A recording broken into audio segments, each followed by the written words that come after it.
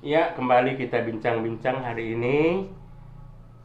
Di video berikut ini, saya kedatangan dua orang tamu yang sangat cantik dan ganteng. Pertama, saya pikir kenalkan diri masing-masing aja lah. Oke. Saya Mala Maibang, biasa dipanggil Nan Tampu Emas. Saya Melisa Padang, biasa dipanggil Melboy. Iya, saya pikir nggak cukup begitu.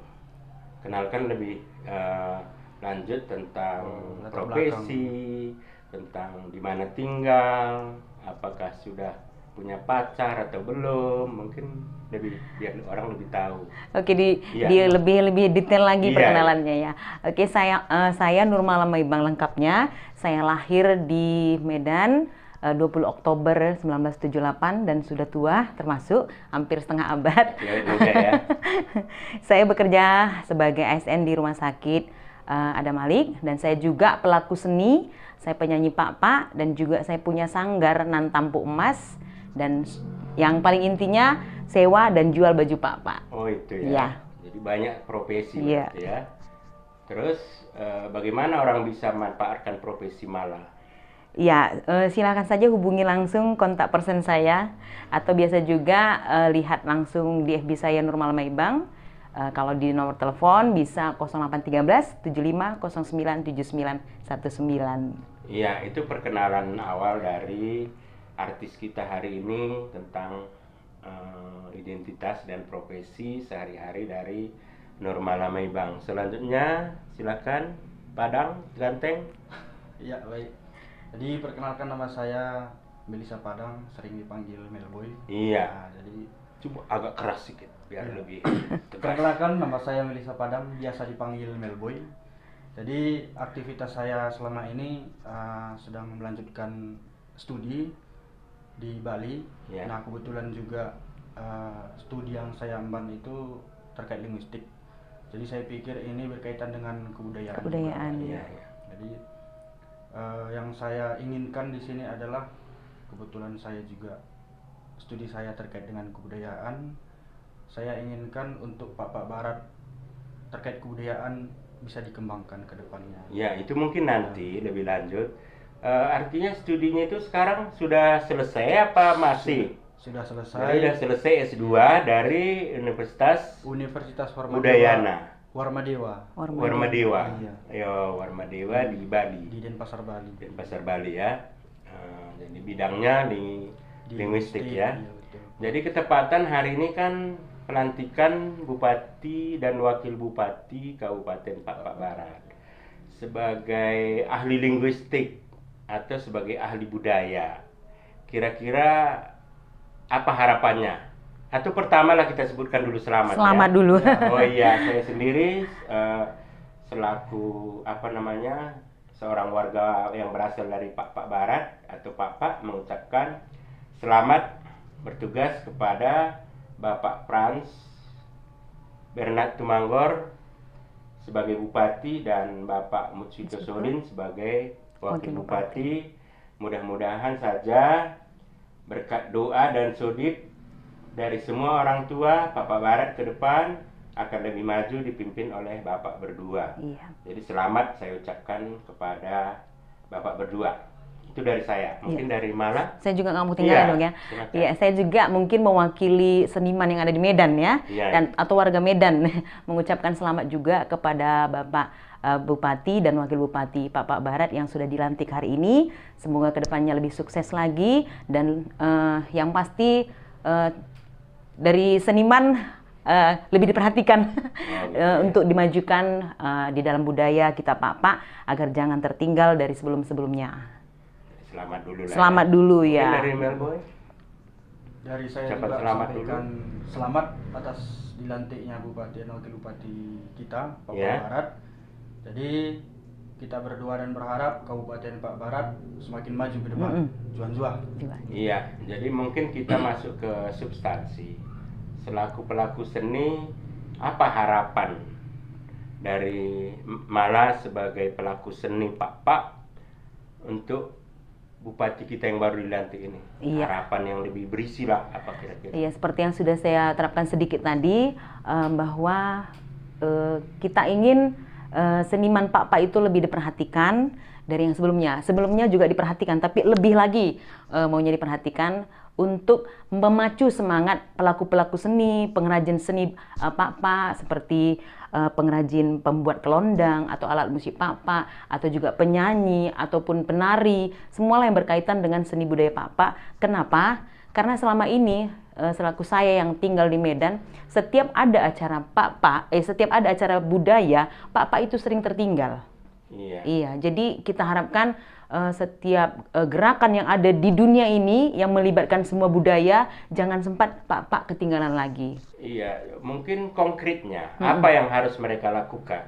Karena kadang-kadang kan kalau hanya sekedar memacu, apa bentuk program atau kegiatan yang dikehendaki oleh Mala sebagai pelaku seni? Iya, Apa mungkin yang harus dilakukan? salah satunya satukanlah kami dalam satu organisasi. Iya. Karena belum ada organisasi pelaku seni Pak yang khusus dalam organisasi. Selama ini hanya ada di Facebook, yang di WA, hanya grup-grup biasa yang tidak punyai induk misalnya gitu. Istilahnya kita ingin wadah itu memang benar-benar diakui pemerintah gitu. Apa itu bukan senimannya yang salah? Aturannya kan seniman yang bikin organisasi. Nah ini di sini letak memang kami juga selaku seniman memiliki keterbatasan mungkin ya, apalagi saya yang di Medan agak susah berkomunikasi juga ke sana karena di sini terbatas seniman. Jadi kita harapkan itu tadi kita ciptakan wadah bersama-sama, kita duduk bersama-sama untuk membicarakan apa yang lebih kita inginkan saat ini, istilahnya mengenalkan saat ini. Mensosialisasikan tentang seni-seni yang ada di Pak ini. Iya, karena saya ya khususnya saya harus lebih banyak belajar. Karena bahasa Pak juga saya sudah hampir tua baru tahu bahasa Pak. Jadi karena malah lahir di Medan. Nah. Jadi intinya ya kembangkanlah soal apa programnya, kegiatannya. Salah satu tadi supaya organisasi dan secara personal tadi usulan Mala supaya seniman ini menjadi perhatian pemerintah. Kira-kira ya, mungkin nanti bisa lebih lanjut mungkin di bidang sebelaku generasi muda, bidang apa yang perlu dikembangkan, apa yang perlu dimotivasi atau difasilitasi oleh pemerintah dari generasi muda. Biasatipun, jadi saya selaku dari Coba generasi kuat, muda, agak kuat ya. Kebetulan juga saya berlatar belakang dari kebudayaan. Iya. Saya ingin berharap kepada pemerintah selanjutnya untuk lebih memperhatikan kebudayaan kita. Ya memang sebelumnya juga diperhatikan, tetapi untuk lebih detailnya ke depan seperti untuk yang pertama untuk pembangunan rumah adat misalnya. Pembangunan rumah adat ya. Iya. Jadi maksudnya rumah adat ini disuruh masyarakat membangun atau bagaimana maksudnya? Jadi begini pohon, kebetulan ini kita Pak ada 5 suak. Ya. Jadi 5 suak ini tersebar di Suak Simsim, Kelasan, Bowang, kemudian Kepas dan Pegagan. Iya. Jadi kalau saya nggak salah, ini hampir di kelima suak ini kita sudah sulit menemukan rumah adat kita sendiri pohon. Jadi saya berharap antusias masyarakat dan juga tokoh-tokoh budaya bekerja sama dengan pemerintah agar kiranya nanti ke depan rumah adat ini bisa didirikan. Iya. Maksudnya rumah adat ini untuk apa? Untuk rumah atau untuk museum atau untuk apa? Rumah adat ini atau berupa suatu misalnya desa adat atau apa gitu. Itu maksudnya. Yang ada dalam pikiran saya pun mendirikan rumah adat efektifnya bisa sekalian dijadikan tempat museum lah. Jadi nanti seluruh koleksi kebudayaan kita barangkali bisa disimpan di sana dan juga sekaligus untuk mengenang bagaimana sebenarnya wujud rumah adat kita Pak. Biar jangan punah ya. Kadang-kadang kalau dibangun fisiknya nggak berdaya guna, nanti rusak sendiri.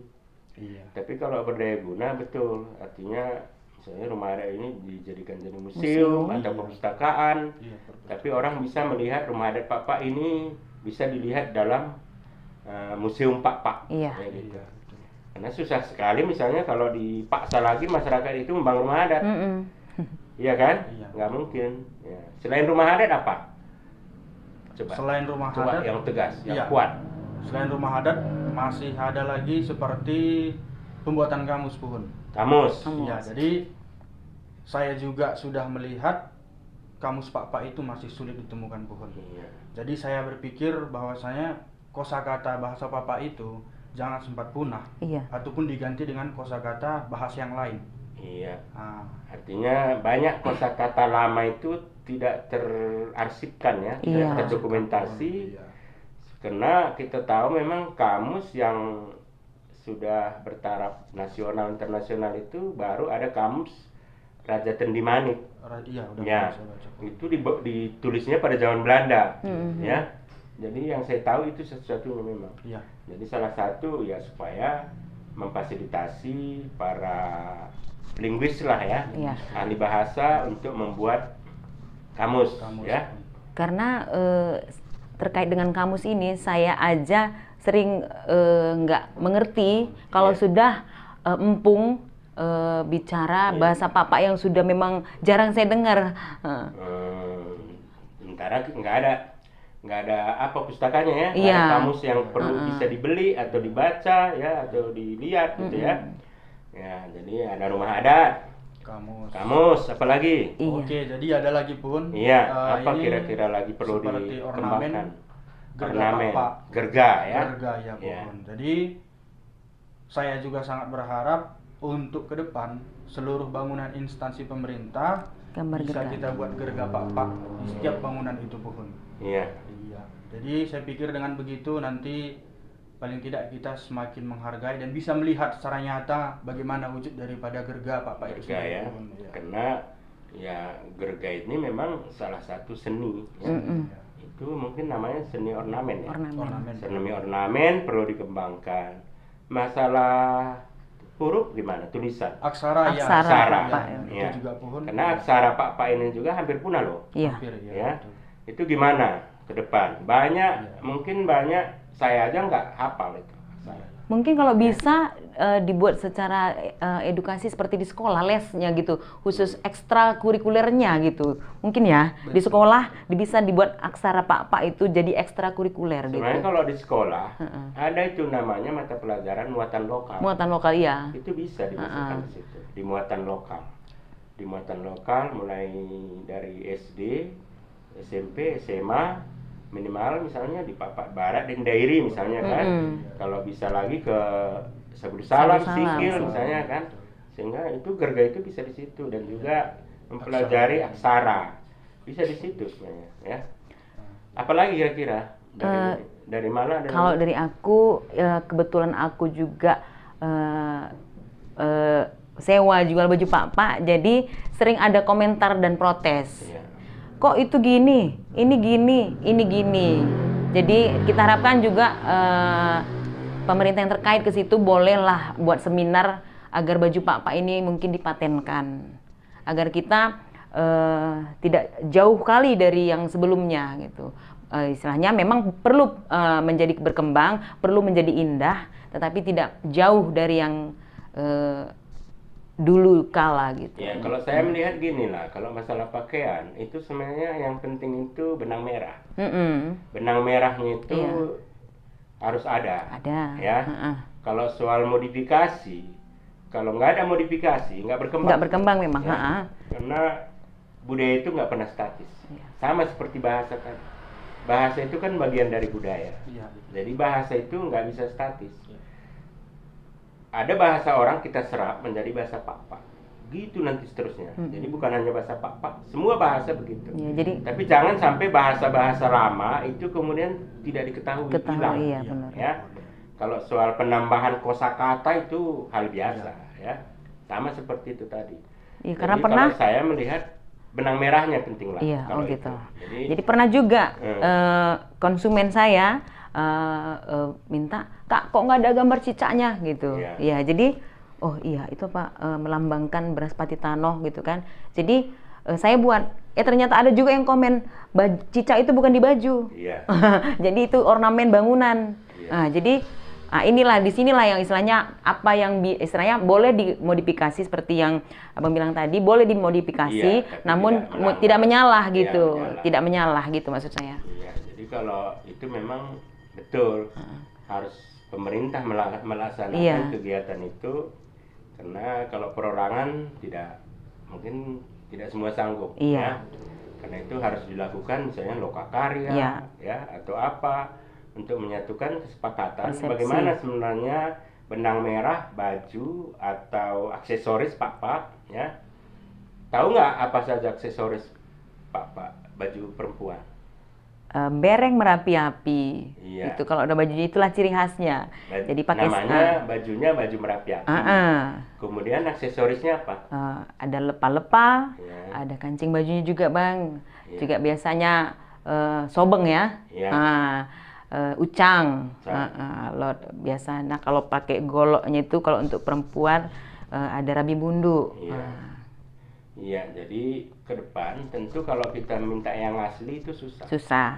Ya, tapi bisa dibikin entah apa namanya? Replika lah gitu. Replika lah ya. Replika. Replikanya yang tidak jauh dari aslinya. Aslinya. Ya. Karena jangan Anda pikir di Karo itu baju adat itu tidak dinamis. Iya, dinamis, itu. Ya, cuman kalau orang make itu tahu, oh itu baju itu Karo. Karo. Itu aja yang penting. Iya. Jadi kalau kita pakai baju papa, oh itu baju papa. Kena benang merahnya. Benang merah.